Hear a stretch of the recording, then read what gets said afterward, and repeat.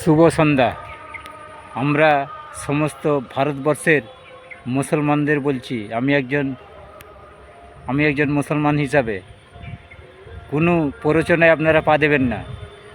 আমরা সবসময় ইসলাম ধর্ম হচ্ছে শান্তির ধর্ম। শান্তি ঐক্য বজায় রাখতে হবে। আমরা রাষ্ট্রীয় মুসলমান, আমরা হিন্দু মুসলমান এখানে একসাথে মিলেমিশে বসবাস করি। কোনো বিভেদ নয়, সমস্ত মানবতার সঙ্গে আমাদেরকে থাকতে হবে। কে কী বলছে ওই কথায় কান দিয়ে কিছু লাভ নেই।